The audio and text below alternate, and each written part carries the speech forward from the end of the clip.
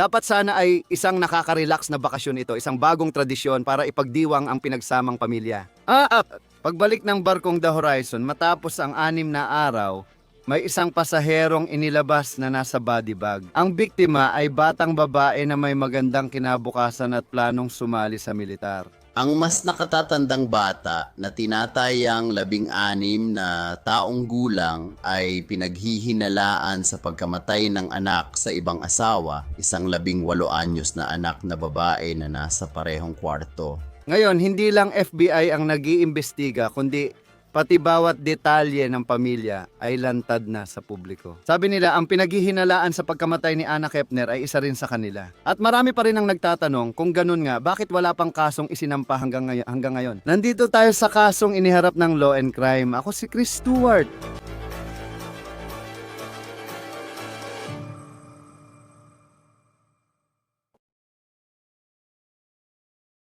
Dalawa lang ang taong tunay na nakakaalam ng nangyari sa loob ng isang stateroom sa isang 15 palapag, 4,000 pasaherong cruise ship. Ayon sa pamilya, isa sa kanila ay 16 anyos na lalaki. Isa pa ay ang kanyang 18 anyos na stepsister na si Anna Kepner. Si Anna ay taga Titusville, Florida, isang baybaying komunidad sa Atlantic na kilala bilang Space Coast. Malapit ito sa Kennedy Space Center, mga 3 oras hilaga ng Miami. Ang 18 anyos ay magtatapos ng high school ngayong tagsibol sa Temple Christian School kung saan mahal siya ng guro, kaibigan at iba pang estudyante. Malaki ang plano ni Anna pagkatapos magtapos. Ayon sa pamilya ni Anna, katatapos lang niya sa pagsusulit para sa militar. Sabi ng pamilya niya, gusto talaga niyang sumali sa hukbong dagat at balang araw ay balak niyang bumalik sa kanilang bahay. Bilang isang miyembro ng kapulisan, gusto niyang maging K9 officer. Makikita mo na bagay talaga si Anna sa hukbong dagat. Makikita sa social media na mahilig siya sa tubig. Noong Mayo, sumama siya sa Carnival cruise ship kasama pamilya niya. Narito ang TikTok mula sa biyahe nila nung tagsibol at isa pang video na ipinost niya na may caption na gusto ko pang bumalik. Makaraan ng ilang buwan, noong Nobyembre, nagpasya ang kanyang pamilya na panahon na ulit para maglayag at sumubok ng panibagong cruise. Siyam sa pamilya niya ang sumakay ng barko ng Carnival Cruise. Isa rito, ang The Horizon ay isang 6 na araw na cruise mula Miami Port. Pagkatapos, bibisita sa Caribbean bago bumalik sa South Florida. 8 iba pa ang sumama kay Anna sa cruise ship. Lahat ay miyembro ng kanyang bagong pinagsamang pamilya. Ang kanyang tatay, madrasta, kapatid na lalaki at mga step na kapatid kabilang ang isang 16 anyos na lalaki. Sinabi ng stepbrother at mga lolo't lola ni Anna na parang magkapatid ang relasyon nila ni Anna at ng batang iyon. Sinabi nila sa ABC News na para silang dalawang gisantes sa isang palayok, ang cruise ship na sinakyan ng mga Kepner. Isang lumulutang na lungsod ang barkong ito na kayang magsakay ng 4,000 pasahero. May mga bar, restaurant, pool deck at maraming pwedeng gawin dito. Umalis ito sa pantalan ng Miami at dumaan sa Jamaica, Cayman Islands at Cozumel, Mexico. Nakita naming nag-a-advertise sila online ng 6 araw na cruise mula Miami. Naniniwala kami na yon ang uri ng cruise na sinakyan ng pamilya Kepner ngayon. Ang barkong ito ay nag-ooperate na simula pa noong 2018 at tingnan mo ito. Ito ang blueprint na nasa website ng Carnival na nagpapakita ng layout ng barko, 15 palapag lahat-lahat. Mukhang ang saya-saya sa loob ng barkong iyon nang umalis papuntang dagat. Pero pagbalik nito noong Nobyembre, 8 ibang eksena na ang nakita natin. Nagbigay ito ng misteryo na hanggang ngayon ay sinusubukan pa ring maintindihan. Video ito ng pag-aalis sa katawan ni Anna mula sa barko. Dinala ito sa Medical Examiner Office ng Miami-Dade County. Kuha ng reporter ng WSBN Television na si Sheldon Fox ang video na ito. Sa ngayon, hindi pa namin alam kung kaninong katawan ang inaalis sa Horizon. Hindi namin alam kung aksidente, medical na emerhensya o mas malala pa ang dahilan ng pagkamatay. Nakipag-ugnayan kami sa Carnival Cruise Lines ilang araw matapos mag-viral ang video at ito ang sagot nila. Iniimbestigahan ng FBI ang pagkamatay ng bisita sa Carnival Horizon na bumalik sa Port Miami noong Sabado, Nobyembre 8. Dahil patuloy pa ang usapin at sakop ng mga autoridad, ang FBI Miami Public Affairs Office ang bahalang magbigay ng dagdag na detalye. Tinututukan namin ang pagsuporta sa pamilya ng aming bisita. Kapag narinig mong sangkot ang Federal Bureau of Investigation, siguradong makakakuha yon ng iyong atensyon. Mapapaisip ka kung ito ba ay kaso ng isang tao na nawalan ng buhay sa barko dahil sa kamay ng iba. Nakipag-usap ako kay maritime lawyer Michael Winkelman. Nire-record ito. Wala pang pahayag ang FBI pero alam nating iniimbestigahan nila. Ano ang sinasabi nito sa'yo? Hindi natin alam kung may masamang nangyari pero ano masasabi mo na iniimbestigahan ito ng FBI. Sa totoo lang, Chris, hindi naman masyado. Ibig kong sabihin, sa anumang krimen, insidenteng nahulog sa dagat o pagkamatay ng United States citizen, laging nakikialam ang FBI, anuman ang kinalabasan. Hindi na nakakagulat na kasali ang FBI dahil may kapangyarihan sila sa ganitong sitwasyon. Kaya hindi talaga ako natutulungan nito kung saan ako papanig. Pero kahit sa ganong kaso, halimbawa, nakakalungkot man, pero may mga insidente talaga ng mga nahuhulog sa barko. Siguro, yung paraan na, alam mo yon, kahit yung opisina ng sheriff sa Miami na hindi rin alam ko na andun sila. Baka nasa international waters na yon, ang FBI talaga ang namamahala sa mga ganitong kaso bilang law enforcement agency. Kahit na ito ay isang aksidenteng pangyayari o kung ito ay may kinalaman sa masamang gawain, Siguradong sigurado, 100%. Kaya anumang oras na may problema, malaking problema, ang isang United States citizen o residente sa isang cruise trip, kasama ang FBI, pati local at state police, kaya maraming ahensya ang kasali rito. Kaya daw ngayon yung FBI ang nanguna sa investigation at sa tingin ko ay halos tapos na nila ito. Sigurado ako, Chris, na maraming information tungkol sa nangyari. Alam ito ng pamilya, cruise line, at FBI. Hindi pa lang ito inilalabas sa publiko, kaya sa puntong ito, puro hula at spekulasyon lang talaga tayo tungkol sa nangyari. Dahil mahigit 20 taon ko na itong ginagawa at 50 taon na ang law firm ko sa ganitong kaso, hindi na rin ito nakakagulat para sa amin. Bihira ito, pero nangyayari. Malakas din ang kutob ko kung bakit ito nangyari. hindi nagtagal at nagsimulang mag-espekulasyon sa social media na ang pagkamatay ni Ana ay dahil sa foul play.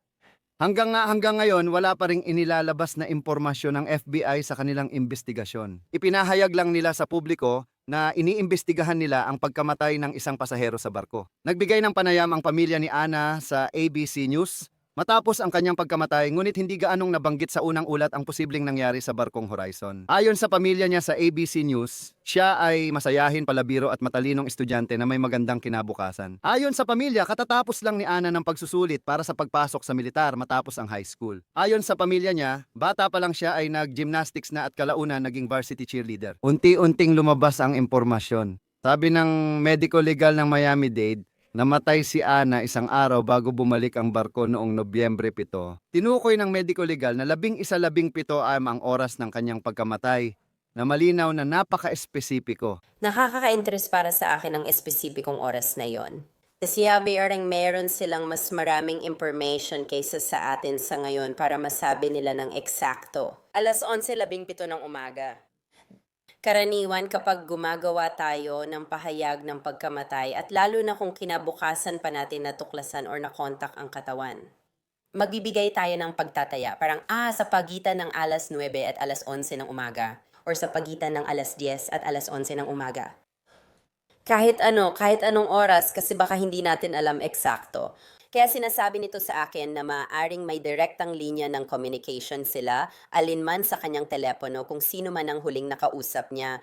Ang timeline na humantong sa 1,117 ay magiging napakahalaga at sa tingin ko kaya nila nakuha ang eksaktong oras na ito. Kaya kung tama ang impormasyong iyon mula sa medical examiner, si Ana ay namatay noong Biyernes ng umaga bago magtanghali at halos 24 na oras pa ang lumipas bago bumalik ang barko sa Miami. Hindi malinaw kung kailan at anong kalagayan natagpuan ang kanyang katawan. Habang hinihintay ang dagdag na impormasyon tungkol kay Ana, pinararangalan siya ng mga kaibigan niya sa Titusville. Nilagyan nila ng bulaklak ang kotse niya sa high school, nakaparada sa senior parking space na naging alaala na ngayon. Pagkalipas ng mahigit 1 linggo, natagpuan ang katawan ni Ana.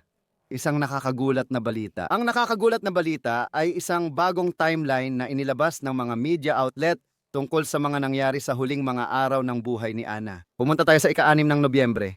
Noong gabing iyon, sinabi ni Kepner sa pamilya na masama ang kanyang pakiramdam at uuwi na siya sa Kubo habang sila'y naghapunan. Ayon ito sa mga source na nakausap ng The Daily Mail. Ngayon, pakinggan mo, normal lang na may hindi maganda ang pakiramdam matapos ang 6 na araw na cruise. Kaya bumalik si Kepner sa kanyang stateroom. Ayon sa The Daily Mail, kinabukasan ng umaga, Nobyembre 7, nagkita para mag-agahan ng tatay at asawa ni Kepner pero wala si Ana Kepner. Natagpuan siya 11:00 ng umaga sa kanyang kwarto. Ayon sa The Daily Mail, nakita ng kasambahay si Ana nang pumasok siya sa kwarto para maglinis. Ayon sa Mail at sa dalawang anonymous na source, natagpuan daw ang katawan ni Kepner na nakabalot sa kumot, tinakpan ng life jacket at isiniksik sa ilalim ng kama. Paalala, hindi pa natin alam ang kondisyon ng katawan ni Ana ng matagpuan at hindi pa rin kinukumpirma ng FBI kung may foul play sa kanyang pagkamatay.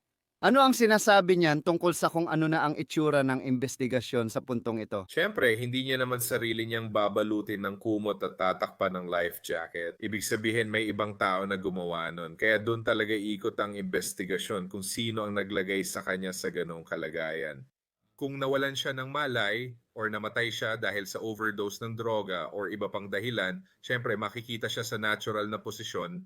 Alam mo yun, nakahiga lang doon. Pero yung katotohanang natagpuan daw siya sa ganitong paraan, nagpapahiwatig sa akin na may ibang tao na nakakaalam kung ano talaga ang nangyari sa kanya. Malaking bagay ito.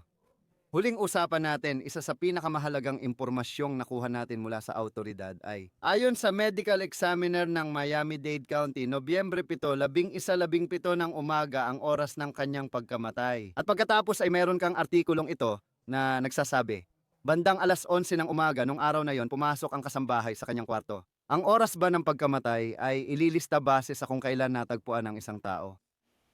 Yun ba ang oras na nakita siya ng kasambahay o may iba pa bang ibig sabihin? Posible kaya? Hindi, at medyo nagulat ako na inilabas pa nila yon. Pero ang oras ng pagkamatay ay iyon talaga. Malalaman nila yan mula sa pagsusuri ng katawan, mula sa mga blood test, at mula sa iba't ibang condition ng katawan. Ibig kong sabihin, ang siyensya sa pagtukoy ng oras ng pagkamatay ng isang namatay ay napaka-advanced na. Kaya malapit nilang matutukoy kung ano talaga ang totoong oras. Kaya nung natagpuan siya at kung kailan talaga ang oras ng pagkamatay, maaaring may kaunting pagkakaiba base lang sa information. Parang palipat-lipat lang yung impormasyon at wala pang nakukumpirma. Paano ba ang takbo ng investigasyon? Saan kung may nakita kang bangkay sa ganitong sitwasyon at hindi tiyak kung may krimen? Pero hindi sila nakabalik sa pantalan hanggang kinabukasan. Oo, sa tingin ko, pinayuhan ang mga tao na lisanin ang kanilang mga silid bandang alas 7 ng umaga sa deck na ito kung saan nangyari ang lahat. Nakabalik na sila sa Miami kinabukasan. Natagpuan daw ang katawan niya bandang alas 11 ng umaga. Nung araw bago yon. Paano kaya tatakbo ang investigasyong ito? Paano kung may logistics tulad ng cruise ship na pinagtatrabahuhan nila? Iyan, ang pinakamahirap na bahagi ay kailangan mong i-freeze ang crime scene para walang makapasok doon at masira ang mga ebidensya, sinadya man o hindi. Ayon sa cruise vlog, may ibang pasahero na nagulat na nakarinig sila ng alerto para sa isang medical na emergency sa deck. Inabisuhan sina Ocho at ilang bisita na kailangan nilang umalis sa stateroom ng mas maaga kaysa dati. Pagbalik ng barko sa pantalan kinabukasan ayon sa vlog, agad itong nagsimula ng panibagong cruise nung ikawalo at umalis ng Miami sa oras. Bumalik ito nung Nobyembre 16. Ayon sa mga pasahero, nang sumakay sila sa deck na kinamatayan ni Kepner, muling isinara ito. Mga ulat ito mula sa media na di pa kinukumpirma ng investigador. Pagkatapos may isa pang nakakagulat na balita. Ang nakatatandang bata na tinatayang 16 na taong gulang ay pinaghihinalaan sa pagkamatay ng anak sa ibang asawa, isang 18 anyos na anak na babae na nasa parehong kwarto. Yun ang sandali. Umakyat sa panibagong antas ang kasong ito nang gamitin ng abogado ng dating asawa ni Chantel Kepner ang salitang suspect para ilarawan ang 16 anyos na lalaki. Si Chantel Kepner ang madrasta ni Ana. Ang batang pinag-uusapan, siya ang stepbrother ni Ana Kepner na kasama rin sa cruise. Minder de edad siya, kaya hindi namin siya papangalanan o ipapakita. Kung sakaling masampahan siya ng kaso bilang adult, ilalabas namin ang impormasyong iyon. Lumabas si Chantel, stepmom ni Ana Kepner na kasama niya sa cruise, sa isang pagdinig sa kustodya kaugnay ng diborsyo. Nangyari ito pagkatapos ng cruise. Hindi direktang konektado ang kasong ito sa cruise pero nakakakuha kami ng impormasyon mula sa pagdinig ng kustodya na iyon. Batay sa record ng korte, mahigit 1 taon nang nasa proseso ng kustodya si Chantel at ang kanyang dating asawa. Isa sa mga batang nasa kustodya ay ang 16 anyos na stepbrother ni Ana. Kasalukuyang may investigasyon ang Federal Bureau of Investigation kaugnay sa 16 anyos at may kinalaman din ang Department of Children and Families at may bukas na investigasyon ang Department of Children and Families laban sa ama sa kasong ito. Nilinaw ng Federal Bureau of Investigation na walang kasalanan ng aking kliyente. Hindi siya itinuturing na suspect sa usaping ito kahit kailan. Magkakaroon ako ng problema kung ilalagay nila ang 16 anyos sa witness stand dahil ayokong may mangyaring makakapagparatang sa binatang iyon, Mama. agad pagkatapos ng insidente, na ospital siya at pagkatapos ay pinalabas na siya mula sa ospital. Sumali rin sina mama at papa. Lumagdas sila sa kasunduan na pumapayag siyang tumira sa kamag-anak ni mama at sumailalim sa counseling para sa kanya. Ngayon, narinig mo ang abogado ni Mama, si Chantel, na nagsabing dinala ang bata sa ospital pagkatapos ng insidente at siya ay sumasailalim sa counseling. Sinabi rin niya kalaunan, ito, Disyembre 1, siyam 00 AM. Pwede ba akong magsalita? May appointment si Timoteo sa psychiatrist ngayong Disyembre 2015. Sam, sandali.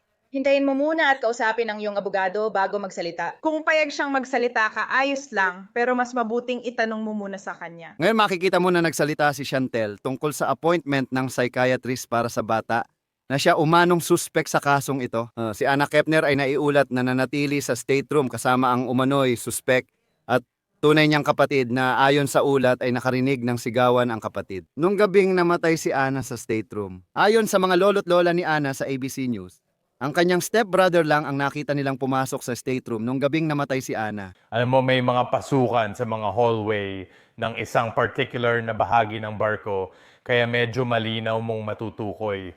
Noong huling pumasok siya sa kwartong iyon at hindi na lumabas, sino ang kasama niya? Pwede mo ring daanan. Sa tingin ko, lahat ng susi ngayon ay electronic na rin, kaya pwede mo nang matukoy kung sino talaga ang pumapasok sa kwartong iyon at anong oras eksakto. Kaya ang timeline ay madaling maitatag gamit lang ang mga video camera mismo at alam mo pati na rin sa mga saksi gaya ng mga magulang. Kailan huling nakita ng magulang si Ana? Alam mo ba, hindi daw maganda ang pakiramdam niya nung hapunan kaya bumalik siya sa kwarto. May panimulang punto kung kailan huling nakita si Ana hanggang sa huling pagkakataon na may lumabas sa kwartong iyon bukod sa kanya. Sinabi ng ABC News na iniimbestigahan ang pagkamatay ni Ana bilang isang kaso ng pagpatay. Ayon sa ulat, sinabi ng pamilya niya na namatay siya dahil sa bar hole kung saan sinakal siya ng braso sa leeg hanggang mamatay. Tinitingnan mo ngayon ang death certificate ni Anna Kepner na nakuha ng Fox News. Walang binanggit na sanhi ng pagkamatay pero nakremate na ang kanyang katawan. Ang kanyang serbisyong pang-alaala ay ginanap sa Titusville, Florida, silangan ng Orlando. Doon na siya nagmula ngayon. Ang investigasyon sa pamamagitan ng mga ulat ng media at mga sinasabi ng pamilya sa publiko ay nagiging mas malinaw. Gayunpaman, hindi pa rin gumawa ng pag-aresto o pahayag ang FBI. Hindi makakatakas ng batang ito. At kaya napagtanto ng FBI na wala namang matinding pagmamadali dahil hindi pa naman mag-e-expire ang statute of limitations. Hindi siya lilipad palabas ng bansa at tatakas. Alam nila kung nasan siya, binabantayan nila siya at gusto nilang siguraduhin na solid ang kaso nila. Mas mahalaga ang tamang paggawa kaysa mabilis lang. Pag naaresto mo na siya, magsisimula na ang oras para sa mabilisang paglilitis. Kaya kinukuha nila lahat ng ebidensya kahit malinaw namang sa isang tao lang ito tumutukoy. Kung gagawa ka ng krimen sa cruise ship, sobrang tanga mo talaga. Ang cruise ship ay isa sa pinakamalalang lugar dahil libo-libong saksi ang naroon. Nasa masikip at saradong lugar ka, maraming surveillance camera, at gamit ang access card, alam ng iba ang kilos mo. Kaya sa tingin ko patungo na ito sa isang pag-aresto kahit hindi ko masabi kung kailan eksakto. Kahit ang mga lolo't lola nang makausap ng ABC News, sinabi nilang ang surveillance video ay nagpapakita lang ng isang taong pumasok sa state room, ang 16 anyos na stepbrother ni Anna Kepner. Kahit na marami mang kamera sa isang Carnival cruise ship, wala namang mga kamera sa loob ng stateroom kaya hindi natin alam kung ano talaga ang nangyari sa loob. Nauwi sa kanyang pagkamatay, ayon sa ABC na siya ay namatay dahil sa pagkakasakal. Anong ebidensya ang kailangan mo bilang piskal sa pagbubuo ng kwento ng nangyari sa kwartong iyon? Ano ang kailangan para makapag-aresto? Sa totoo lang, hindi mo kailangan ng motibo para makagawa ng pag-aresto kahit na laging gustong malaman ng mga hurado ang dahilan kaya ang paraan, motibo at oportunidad ay pawang mahalaga. Para sa piskal, ang bahalas ay ebidensyang magpapatunay na siya ang gumawa. And hindi tulad ng pulis na kailangan lang ng probable cause para mang-aresto, mababa lang talaga ang pamantayan na yon. Responsibilidad ng mga piskal na magsampalang ng kaso kung naniniwala silang makakakuha sila ng hatol na lampas sa makatuwirang pagdududa. Kaya mas mataas ang pamantayan dito. Kaya isa yan sa mga dahilan kung bakit sa tingin ko wala pang naaresto hanggang ngayon. Gusto lang nilang makasiguro na nakuha nila ang access card kaya gusto nilang malaman yon. Siya ang taong pumapasok sa kwarto ng oras ng gabi. May surveillance video pa nga. Naghahanap sila ng kahit anong saksi. Hahanapin din nila yung DNA at mga fingerprints sa katawan. Titingnan nila ang lahat. Sa tingin ko rin gusto na nilang malaman ang sanhi ng pagkamatay ngayon. May mga ulat na ang medical examiner ay nagpay siya na ito ay isang pagpatay. At tungkol naman sa paraan ng pagkamatay na dahil sa asphyxiation, mahalaga rin yon para sa mga piskal. Gusto nilang makasiguro din na ay isang pagpatay, hindi pagpapakamatay, hindi aksidente, at gusto rin nilang malaman ang paraan ng pagkamatay. Ang tanging mapupuntahan ay ang taong kasama ng biktima sa kwarto noon na mukhang nag-iisa lang. Gusto rin naming banggitin na kahit na ang pagkamatay ni Anna Kepner, ang sanhi raw nito ay pagkakasakal. Sabi ng ulat ng ABC News, walang ebidensya ng sexual na pag-atake, droga o alak sa katawan niya nang siya'y namatay. Hindi pa ito kumpirmado ng FBI.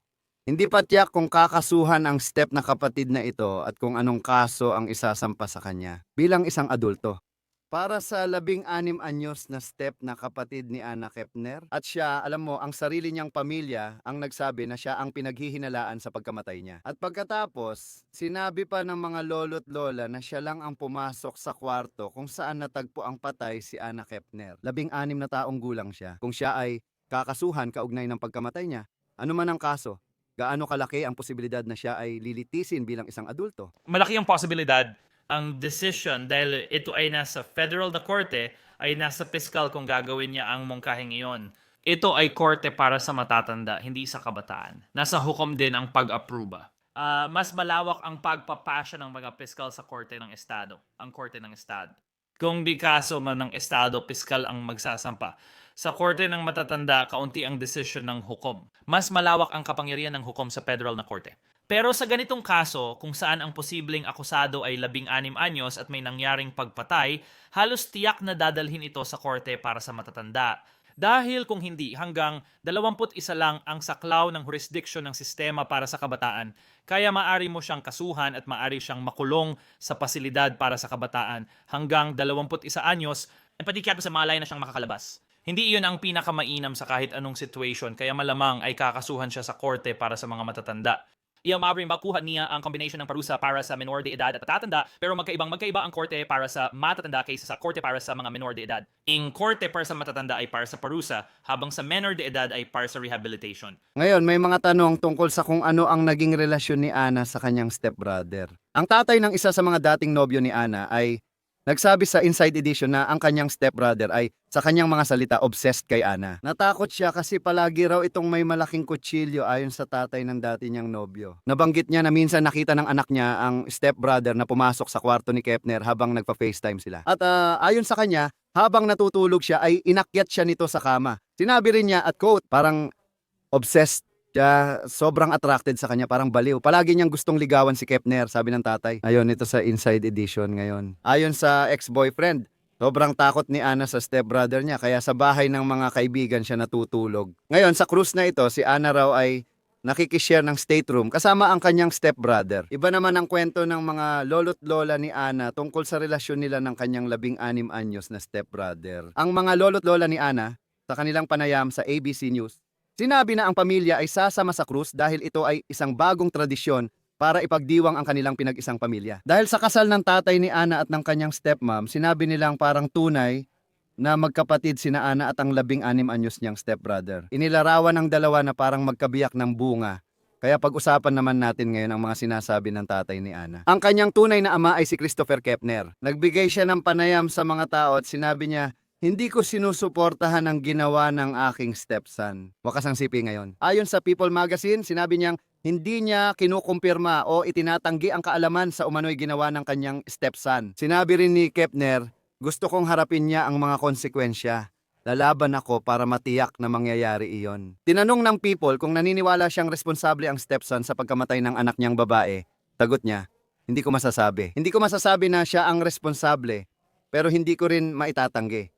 Siya lang ang nandoon sa kwarto. At may isinasagawang investigasyon ang FBI kung saan kailangan nilang magbigay ng ebidensya para masabi kung siya nga ang gumawa nito o hindi. Wakas ng pahayag. Anya, itinuring niya ang stepson bilang normal na bata na malapit sa anak niyang babae. at hindi niya inasahan ang ganitong pangyayari. Alam mo ba na may batang pumanaw? Oo. Ito sa ng stepsister. Lumabas ang bagong detalye tungkol sa huling oras bago mamatay si Anna Kepner. At muli, hindi ito galing sa FBI kundi nagmula ito sa isa pang tensyonadong pagdinig tungkol sa kustodya na naganap nung nakaraang linggo sa korte. Sa pagdinig, matinding tinanong si Chantel, stepmom ni Anna, tungkol sa mga desisyong ginawa nila ng asawa niyang si Christopher Kepner sa hindi magandang family cruise. Ibinunyag niya na 3 kabataan, si Anna, 18 taong gulang, ang 16 anyos na stepbrother, at isang 14 anyos na stepbrother, ay pinagsama-sama sa iisang stateroom. Inamin niyang ang 16 anyos na suspek ay 2 beses hindi nakainom ng mahalagang gamot sa gabi habang nagbibiyahe. Nagpatotoo siyang walang tumingin o nagbantay sa kanila. Noong gabing namatay si Anna, at sa isang kasunod na pahayag, ibinunyag ng kanyang abogado ang isang mahalagang bagay. Maaring kasuhan ang stepbrother ni Anna Kepner. Unang beses naming narinig sa korte na iniisip magsampa ng kasong kriminal dahil sa pagkamatay ni Anna. Sa ngayon, di pa kami sigurado. Hindi pa namin alam kung kakasuhan siya ng FBI sa federal na antas o ipapasa sa estado. Ngayon, habang nakabimbin ang posibleng kaso, tinawag si Chantel sa witness stand at napilitan siyang sagutin ang tungkol sa mismong kapaligiran at mga desisyong iniimbestigahan ng FBI. Diretso kaagad ang tanong tungkol sa cruise at mga naging desisyon doon. Sumama ka ba kamakailan sa cruise? Oo. At may sumama bang alinman sa mga bata sa iyo sa cruise?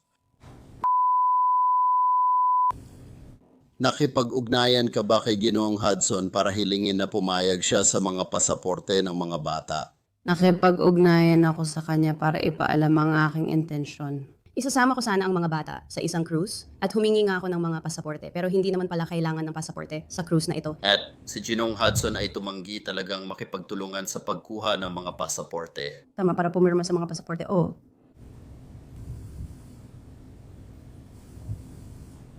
Sabi mo hindi na kailangan ng pasaporte kaya hindi na kumuha. Tama. Paano inayos ang tulugan ng mga menor de edad sa cruise na ito? Kasama ang asawa ko at 9 na taong anak niyang babae. Pagkatapos nag-share siya ng kwarto sa kapatid sa ama at stepbrother.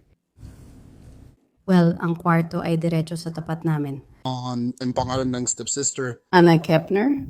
Ito ang pangalan ng stepbrother. Ilang taon ng 14. At ilang taon na si Anna. 18. Ngayon, sino ang nagdesisyon na pagsamahin ang 3 binatilyo sa isang kwarto sa cruise? Pinag-usapan namin ito kasama ang aming traveler, ahente at yon ang kanilang iminungkahi. Kailangan ba ng espesyal na pahintulot para pagsamahin ang mga bata sa isang kwarto?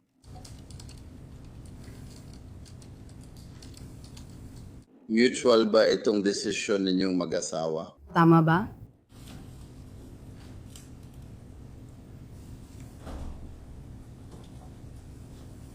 And sa isang punto na nalaman mo ba na isa sa mga bata ay pumanaw na? O Ang kailan yun? Nalaman mo ba yun nung Biyernes ng umaga?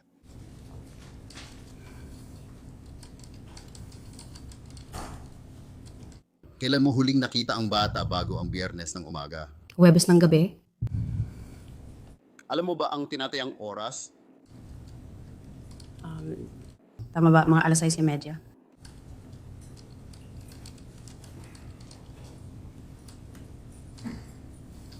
At ang anak mo? Nakita mo rin ba siya nung Huwebes ng gabi? Oo. Anong oras mo siya nakita? Mas malapit sa 7:00, mga kaunti bago mag 7:00. Ano ang ginagawa niya nung oras na yon? Pabalik na siya sa kanyang kwarto. Alam mo ba kung nasa kwarto rin siya? Lahat sila ay pabalik na sa kanilang kwarto. Base sa pagkakaalam ko,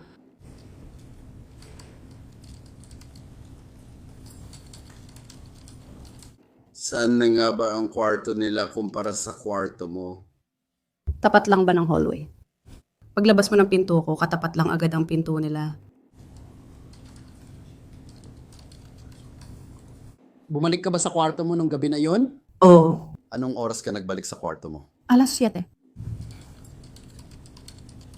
Alas 7 ng gabi. Oo nga, tama. Mas malapit talaga ito sa 7:30. Nagstay ka ba sa kwarto buong gabi? Oh, Kasama mo ba ang kabataan sa kabila ng hallway? Pinuntahan mo ba sila? hindi, natulog na ako.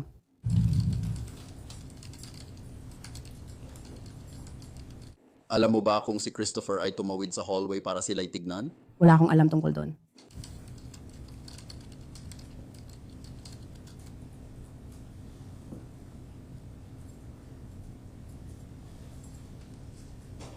Alam mo ba kung umalis siya ng kwarto nung gabing yon? Nung Huwebes ng gabi na yon, Hindi ko siya nakita na umalis ng kwarto. Sunod, tinanong ng abogado tungkol sa kapaligiran sa barko at kung anong aktibidad, gaya ng pag-inom at pagsusugal, ang pwedeng gawin ng kabataan. Sabi niya, hindi uminom ang mga menor de edad dahil bata pa sila. Nang tanungin siya tungkol kay Anna Kepner na 18 anyos, matatag niyang sagot, hindi ko alam. Ngayon, nagtatanong ito kung anong pagbabantay o kaalaman ang meron sa ginagawa ni Anna, isang adult na kasama ng 2 menor de edad sa kwarto. Pakinggan mo ito. nainom mo na ba lahat yun sa cruise? Uminom ako ng 2 pinokados at isang Blue Hawaiian nung nakaraang linggo pero tig-isa lang kada araw.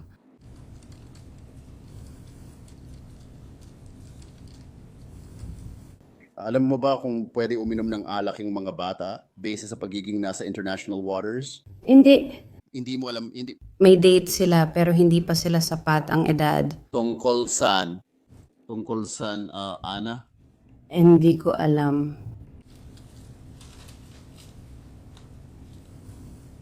Hindi mo ba alam na nagsusugal ang mga bata sa isang ponto? Si Ana ay 18 na kaya alam kong nandoon siya pero hindi ang ibang mga bata. Sigurado kang hindi nagsusugal ang iba pang bata? Sigurado akong hindi nagsusugal ang iba pang bata. Sumunod, nagtutok ang tanong sa mahalagang detalye tungkol sa kalagayan ng 16 anyos na suspect. Bago namatay si Ana, nabanggit ng abogado ang kanyang iniresetang gamot. May attention deficit hyperactivity disorder ang binatilyo at umiinom ng 2 gamot kabilang ang Concerta. Iniinom niya iyon tuwing umaga at may clonidine siya sa gabi para sa insomnia. Nagpatunay si Chantel na siya ang nag-ingat ng gamot sa cruise. Pero pagkatapos ay may malaking inamin tungkol sa huling gabi. Ang paano? As far as meron ba siyang anumang diagnosis? Meron siyang attention deficit hyperactivity disorder. Gaano na siya katagal may attention deficit hyperactivity disorder diagnosis? Mga 3 or 4 na taon na.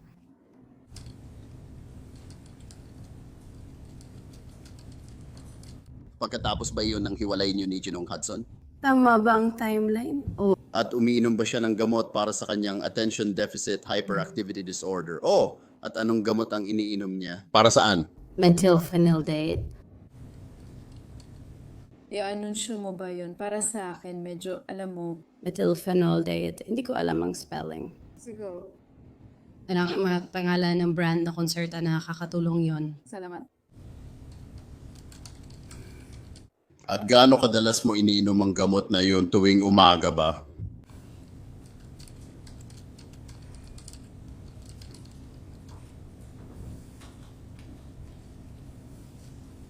Nadala ba niya ang gamot nung sumakay siya sa cruise? Oh. Umiinom siya ng gamot gabi-gabi. Parehong gamot. Hindi, clonidine yun. Para saan yun sa hindi makatulog?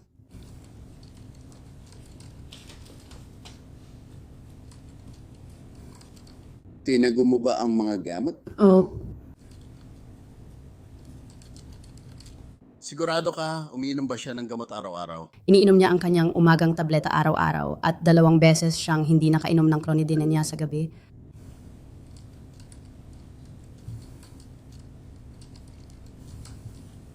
Hawak mo din ng clonidine o Oo, pasensya na. ano ibig mong sabihin? Hindi niya nainom gamot? Anong nangyari? Natulog na siya bago niya ito nainom. Tulog na siya noon. Kasama na ang Huwebes ng gabi na iyon. Hindi, Huwebes ng gabi. Hindi niya ito nainom. Nakakatulog na ako bago siya. Kaya, para makasiguro ako, 2 gabi siyang hindi nakainom ng gamot habang nasa cruise. Isa sa mga gabi ay dahil nakatulog siya bago makainom ng gamot at ang isa pang gabi ay yung gabi bago iyon. Tama ba? Nakatulog ako bago siya. Kaya hindi niya nainom ang gamot nung gabi. Oo, hindi siya dumating bago ang insidente. Ma'am, sa inyong lahat, salamat. Kaya ayon sa sarili niyang salaysay, ang 16 anyos na suspek ayon sa kanyang mga salita, na nire-resetahan ng gamot para sa insomnia ay hindi natanggap ang gamot na yon. Sinabi niyang nakatulog siya ng mas maaga kagabi at hindi na ibigay ang gamot ngayon. Agad itong nagdulot ng mga tanong para sa investigasyon. Ano ang lagay ng kanyang pag-iisip o pagtulog noong gabing wala siyang gamot? Maaaring may naging papel ba ito sa kanyang mga ginawa o inasal? Sa ngayon, wala pang naaaresto kaugnay sa pagkamatay ni Anna Kepner. Patuloy naming binabantayan ang kasong ito para sa mga update at posibleng mga kaso. Tapos na ang kaso mula sa Batas at Krimen. Mag-subscribe sa YouTube at Spotify. Ako si Chris Stewart. Magkita tayo sa susunod.